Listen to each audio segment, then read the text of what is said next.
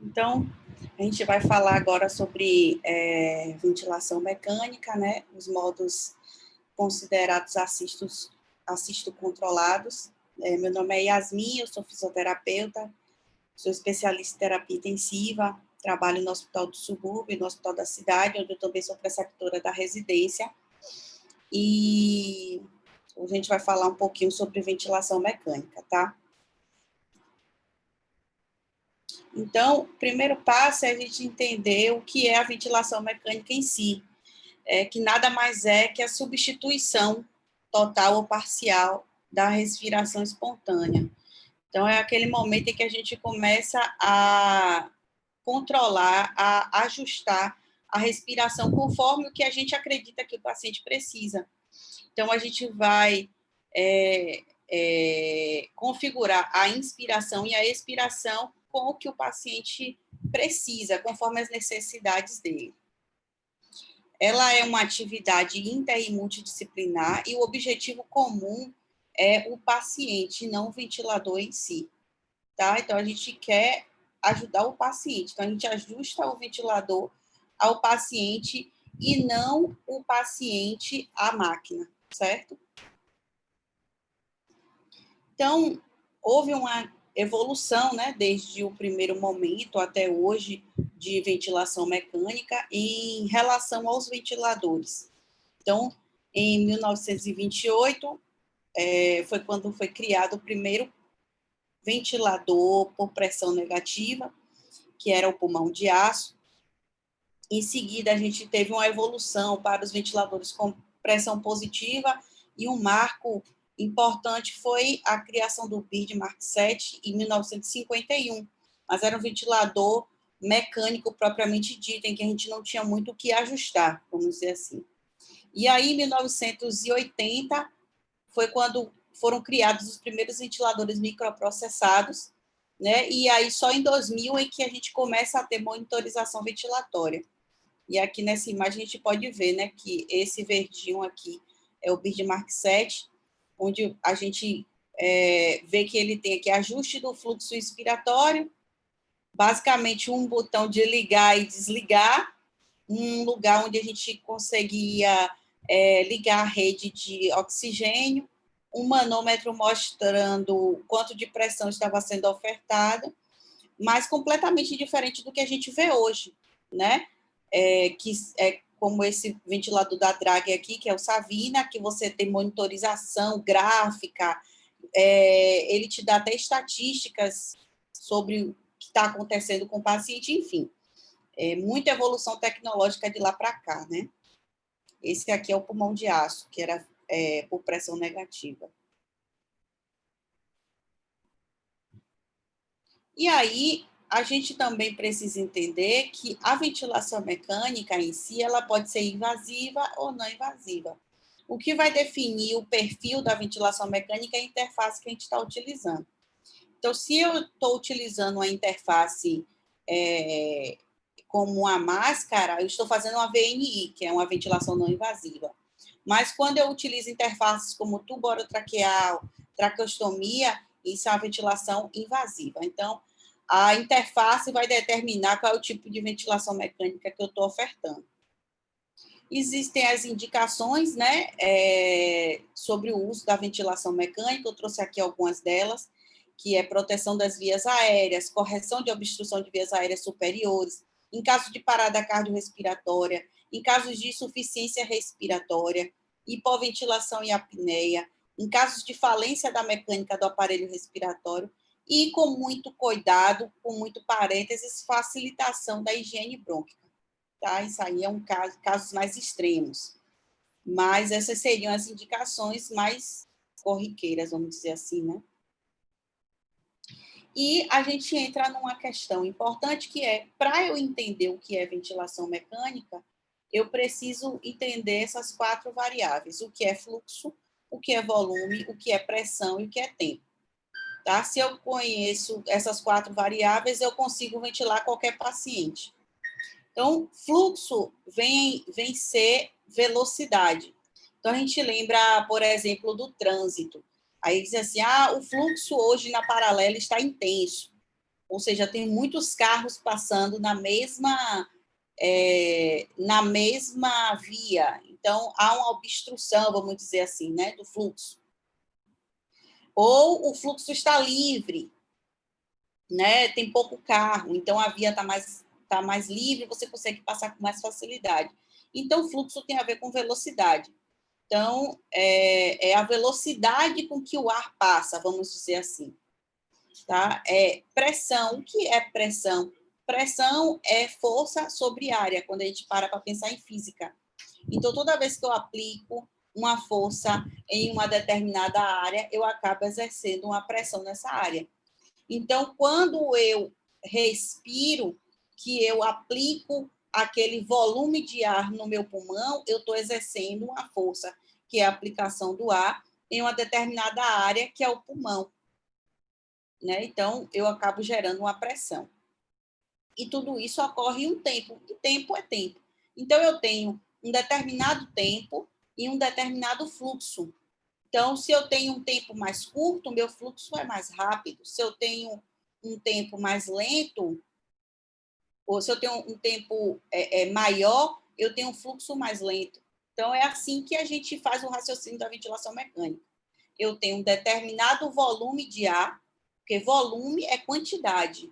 Então, aquela quantidade de ar, ela é entregue no seu pulmão em um determinado tempo, em uma determinada velocidade. E quando ele chega lá, que é aquela força aplicada sobre a área, ela gera uma pressão. Então, são basicamente esses conceitos que a gente precisa ter em mente na hora que a gente vai ajustar o ventilador do nosso paciente. Então, os modos eles podem ser controlados, assisto-controlados, suportados e espontâneos. Né? Qual é a diferença do modo controlado para o assisto-controlado? Hoje em dia, a gente não vê mais modo controlado. Né? Antigamente, se o paciente tivesse um modo puramente controlado e você tentasse, e ele tentasse respirar, né? Ele está acordando e tal, não tinha ainda condição de estar no modo assistido, porque ainda não interagia, mas ele está acordando aos poucos, e você deixava ele ainda no modo controlado, esperando o melhor despertar, e por um acaso ele respirasse, o ventilador não enviava, ele não identificava, né? Então, isso acabava gerando muita complicação para o paciente. Hoje, os modos que a gente chama de controlado, que na verdade são modos assisto-controlados, eles são modos em que eu controlo a respiração do paciente, né? Eu determino quanto de frequência, quanto de pressão, quanto de volume, quanto de tempo índice, determino tudo. Mas, se o meu paciente puxar, o ventilador entrega aquele ciclo controlado, mas entrega, certo? E hoje a gente vai falar justamente sobre os modos assisto-controlados. Então, antes de tudo, também, entender como funciona o ciclo respiratório na ventilação mecânica, né? Então, inicialmente, de forma didática, vamos dizer assim, o ciclo ele vai iniciar no disparo. Então, o disparo é o início da inspiração. Antes de inspirar, o ventilador precisa disparar. Então, após o disparo, é que se inicia a inspiração. Ao final da inspiração, a transição da ins para a expiração é chamada de ciclagem. Então, ele dispara, ou ele dispara, inspira, ao final da inspiração ele cicla, expira, e aí ocorre um novo disparo para que um novo ciclo seja iniciado, certo? Então, a gente precisa entender como funciona cada parte do ciclo respiratório na ventilação mecânica. Então, nos modos controlados, o disparo ele é a tempo. Por que o disparo ele é a tempo? Porque no modo controlado, a gente ajusta a frequência respiratória, tá? Então, você acaba determinando quantas vezes você quer que o paciente respire. Então, se você ajusta lá, a frequência é de 20, então você quer que ele respire 20 vezes. Então, ele vai ser disparado 20 vezes, certo? Então, por isso que no modo controlado, o disparo é a tempo. Já a ciclagem, ela pode ser de várias formas, né? O que vai determinar qual é a forma de ciclagem é o modo ventilatório que o seu paciente está. Então, se meu paciente está no modo VCV, que é o modo a volume, a minha ciclagem é a volume. Porque a gente vai ver mais na frente que no modo VCV eu ajusto o volume corrente que eu quero, tá? Então, o paciente só vai parar de inspirar no momento que ele atingir o volume que você pré-determinou. Então, se você colocou 500 de volume corrente, ele vai ter que atingir 500 para poder terminar a inspiração, ciclar e iniciar a expiração. Já no modo PCV,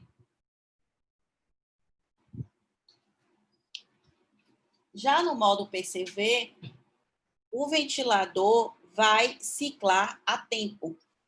Porque nesse modo... Deixa eu ajustar.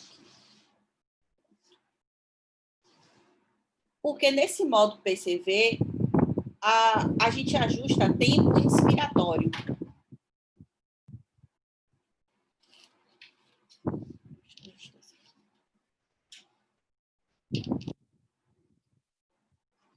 No modo PCV, a gente ajusta tempo inspiratório. Então, se eu determino qual é o tempo ins que o paciente precisa fazer, então eu acabo dizendo exatamente o tempo que ele vai passar inspirando. Então, se eu boto lá 1.0 de tempo ins, é porque ele vai passar 1 segundo inspirando. Então, ele é ciclado a tempo, tá?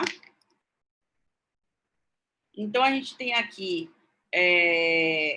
o modo PCV, né, o modo por ventilação por pressão controlada, onde ele tem como característica um disparo a tempo e também é ciclado a tempo. O fluxo nesse modo ele é livre, né, ele não é ajustado, então ele é de acordo à demanda e impedância. O que ele encontrar de impedância no caminho, ele vai ajustando o fluxo conforme o necessário. E ele tem essa onda de fluxo descendente. Como a gente pode ver, a característica do modo PCV é essa onda aqui. E o que é que eu ajusto nesse modo? A gente ajusta a pressão inspiratória, né? Então, a pressão ela é fixa e o volume vai variar. Variar conforme a impedância e conforme a pressão e o tempo ins que eu estou dando. Então, eu ajusto pressão inspiratória, eu ajusto frequência respiratória, ajusto tempo inspiratório, a PIP, a FO2 e aqui o Rise Time. Esse Rise Time é a rampa, não é o fluxo, mas a velocidade com que eu entrego o fluxo. É a rampa de entrega. Então, se a gente olhar aqui, ó, por exemplo, nesse gráfico, vocês estão vendo como ele sobe de forma bem íngreme, né? Ele sobe rápido. Então, aqui, provavelmente, o Rise Time está bem acelerado. Se a gente tivesse diferente disso, uma forma mais lenta e que viesse aqui nessa direção, aí eu teria um Rise Time, uma rampa ajustada de forma mais lenta. Tá? São ajustes mais finos.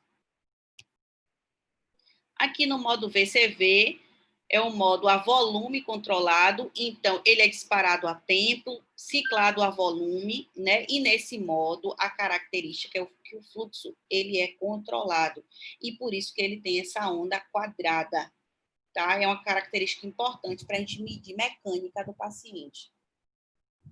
Então, já que eu controlo o volume corrente, nesse modo a pressão ela vai variar.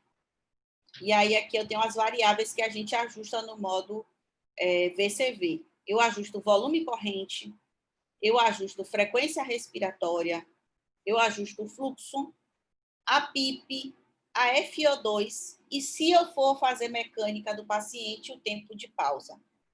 Então, perceba que nesse modo a gente não ajusta tempo inspiratório, a gente ajusta o fluxo. Então, é o fluxo que vai determinar o tempo inspiratório do paciente. Então, quanto maior o fluxo, mais rápido, menor o tempo inspiratório. Quanto menor o fluxo, mais lento, maior o tempo inspiratório. Beleza? E aí vem a questão, vamos ter que entubar o paciente. Jesus Cristo, o que é que eu vou fazer? Então, primeiro passo, ajustes iniciais. A altura, para a gente conseguir o peso predito, para só assim a gente conseguir o volume corrente ideal desse paciente. Então, o primeiro passo é eu saber quanto de volume ele precisa. Mas, para isso, eu preciso da altura, tá? E aí, só depois a gente faz o gerenciamento. Então, qual é o volume corrente que a gente vai utilizar? É um volume de 6 a 8 ml por quilo. Na verdade, hoje em dia, a gente já fala em 4 a 6 ml por quilo do peso predito, tá? Mas por que, que a gente utiliza esse volume corrente? De onde é que saiu essa ideia? Esse artigo é de 1963, né? E aí eles falavam sobre qual volume corrente a gente deve utilizar.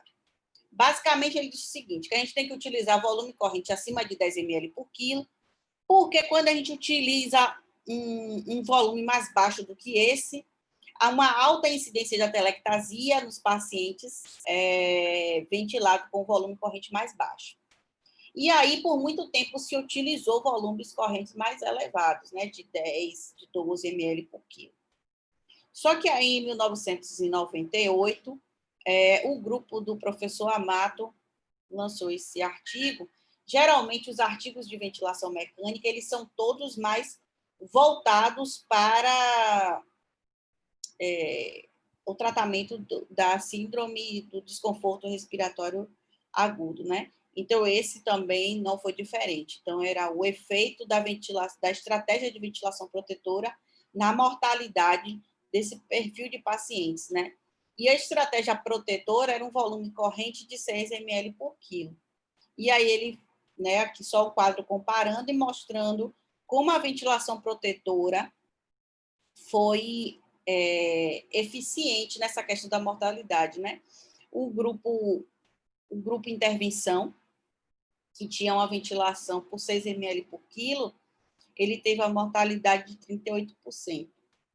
Já o grupo controle, né, que é o da ventilação convencional, teve a mortalidade de 71%, então, infinitamente maior. Tá? Então, a partir desse momento, começou-se toda uma mudança de cultura sobre como ventilar o paciente. Aqui esse gráfico também mostrando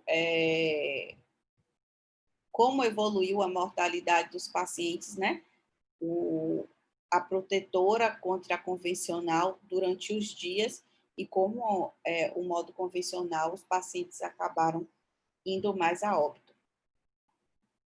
Mas por que a gente utiliza o peso predito e não o peso real? Justamente porque a gente não engorda o pulmão junto com a gente. Então, por exemplo, nessa imagem aqui, tem uma pessoa de 1,60, essa pessoa também tem 1,60. Então, ambos têm a mesma altura, mas um tem 60 quilos, o outro tem 100 quilos.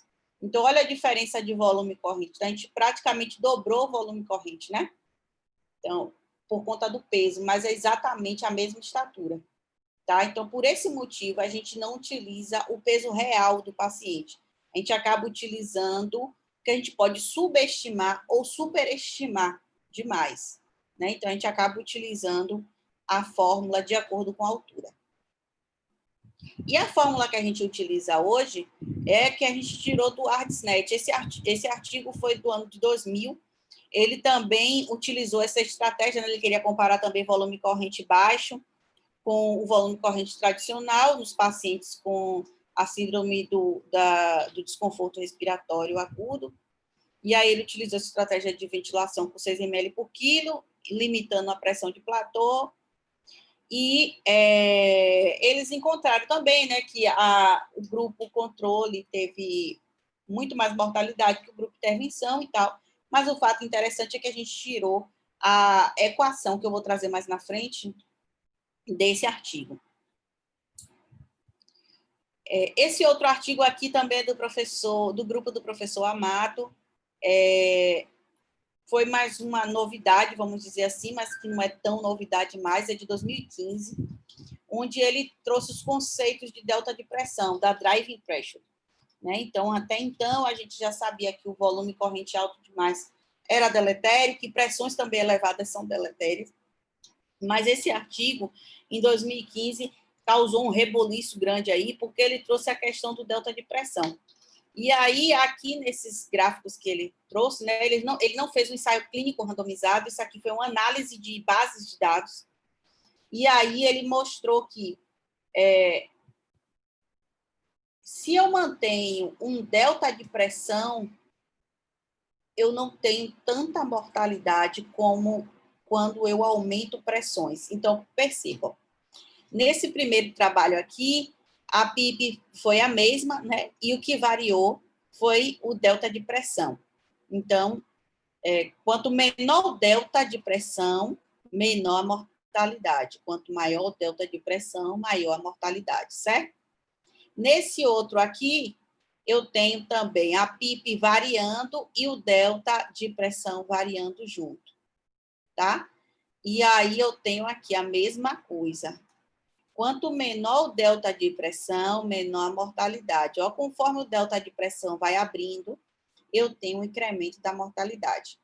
E aí, nesse exemplo B aqui que ele traz, eu tenho uma manutenção do delta de pressão e a PIB variando. Então, a PIB pouco influenciou. O que trouxe influência foi o delta de pressão que estava sendo exercido naquele pulmão, tá?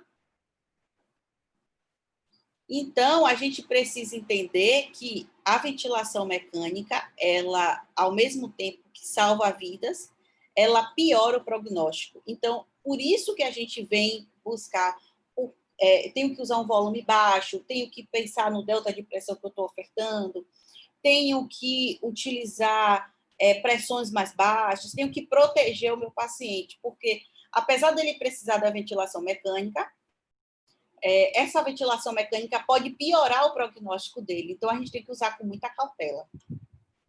Essa imagem aqui de um artigo velhinho, mas bom, que ele mostra que são pulmões de ratos, e aqui ele mostra esse pulmão aqui é o controle, esse pulmão aqui é após, esse daqui é após 12 horas de ventilação mecânica, se não me falha a memória, e esse aqui após 24 horas de ventilação mecânica agressiva, né, vamos dizer assim. Então, a gente vê o estado inflamatório que o pulmão pode ficar, a magnitude que aquela pressão pode gerar no pulmão, né? A gente está ali mexendo no botão e muitas vezes não imagina o que é que aqueles ajustes que a gente faz naqueles botões ali, sem ver invasivamente o que está acontecendo.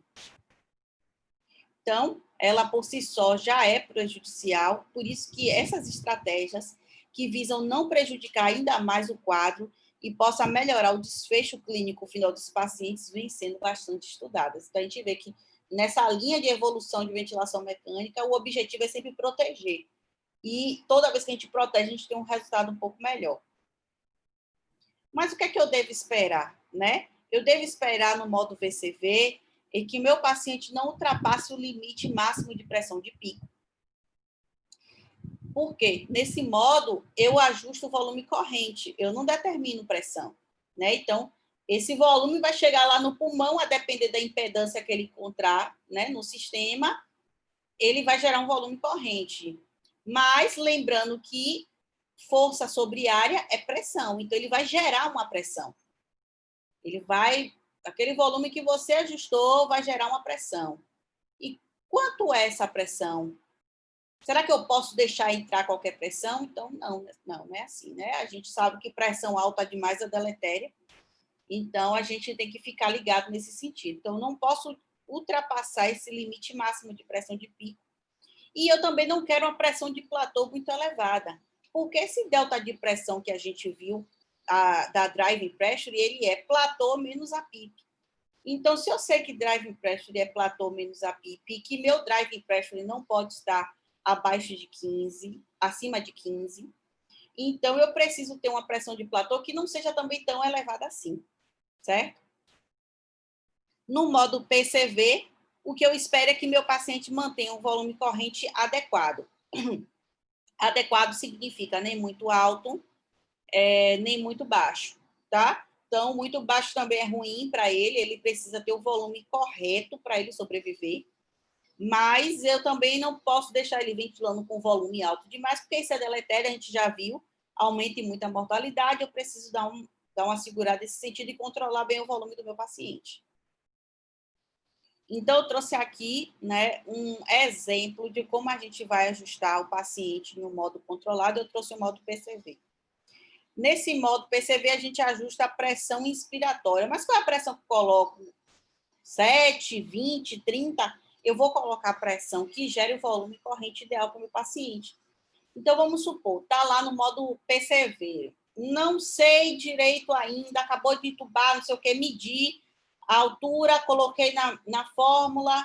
A fórmula é altura menos 152,4 vezes 0,91, mais 45,5 se for mulher, mais 50 se for homem. Aí vamos supor que eu botei lá, a altura deu 1,57, o volume corrente dele a 6 ml vai dar 280, mais ou menos. E aí, 280, 290, e aí eu vou lá para o ventilador. Quanto de pressão inspiratória eu coloco? Pronto, vou começar com 12. Tirei da onde isso? Da minha cabeça, vou botar 12. Quando eu botei 12, o volume corrente ficou 220, mas o volume dele é 290. Eu posso deixar 12? Não. Eu vou aumentar um pouco essa pressão. 14. Ou está batendo 292. Ótimo. Tá ok, é isso aí. Certo? Então, esse ajuste da pressão é para encontrar o melhor volume corrente. O volume corrente, eu não vou encontrar 290 cravado, mas eu vou encontrar ali 288, 292, 295. Então, é aquela oscilação ali próxima do que a gente espera. A PIP de 5, inicialmente, que ela é dita como fisiológica, né? Vamos botar bem entre aspas, mas essa PIP, inicialmente, usualmente, a gente utiliza 5, né? E aí ela vai aumentar a depender de outros fatores, né? Às vezes o paciente, a PIP, ela é a pressão positiva no fim da expiração. Então, ela tem o papel de, ao final da sua inspiração, depois que você termina de expirar, ela tem o papel de manter aquela pressãozinha mínima ali do pulmão aberto. Então, ao invés dele fechar completamente, ela segura aqui um pouco. Tá? Esse seria o objetivo dela.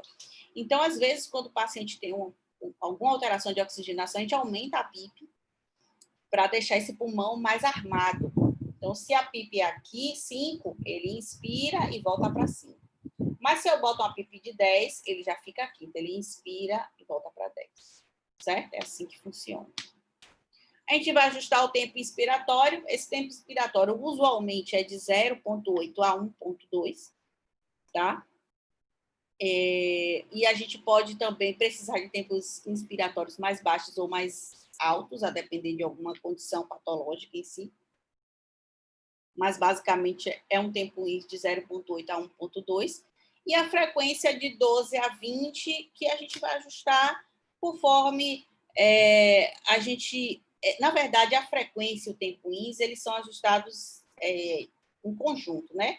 Os dois acabam mexendo na relação INS, que é a relação inspiração e expiração. A relação INS me diz o seguinte: eu preciso que para cada um inspirado eu tenha 2 exhalados. Então, a relação INS ela é de 1 para 2 a 1 para 3. Então, se eu boto lá meu tempo INS de 1 segundo, eu tenho que ter pelo menos 2 a 3 segundos expirando. Então, você vai ver lá no ventilador, antigamente o povo tinha que fazer conta, hoje em dia não tem mais, que o ventilador já dá tudo, mas é bom saber as contas, né? Mas você vai ver lá no ventilador que quando você botar a frequência de 15 e o tempo, frequência de 20 e o tempo INS de 1.0, você vai ter a relação de 1 para 2, por exemplo. Aí, se você aumentar essa frequência para 22, sua relação já não vai ser mais 1 para 2. Então, por que eu tenho que ter sempre isso, ou o dobro ou o triplo da inspiração para ex? Porque se eu boto lá uma frequência de 20, o tempo is de 1.0, e a minha relação em Z está de 1 para 2, significa que meu paciente está inspirando 1 segundo e exalando 2 segundos. Tá? Mas se meu tempo in for 0,8 e minha relação em Z for de 1 para 3, eu tenho 1 segundo, eu tenho lá 0,8 segundos inspirando e 2,4 segundos exalando. É o triplo, certo? Então, é essa conta que a gente faz, que o ventilador dá. Mas o nosso objetivo, ajustando o tempo INS e frequência respiratória, é manter essa relação INS. Eu preciso de mais tempo para exalar. Então, se eu não der esse tempo todo que o meu pulmão precisa, eu vou acabar aprisionando o ar, né? E aí a gente entra naquele conceito de autopipe, que é o aprisionamento de ar.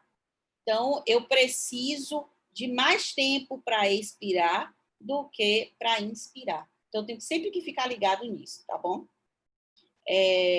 O ajuste da FiO2 vai ser sempre de acordo com a saturação e com a relação PaO2 e FiO2, mas aí entubou o paciente, já vai baixando a FiO2, né, que geralmente quando entuba naquele primeiro momento, a gente não conhece direito o paciente, bota a FiO2 100%, eu não preciso esperar um agaso, uma hemogasometria, um exame de sangue para poder baixar a FiO2 do meu paciente. Eu posso baixar já de imediato, se a minha saturação está ok.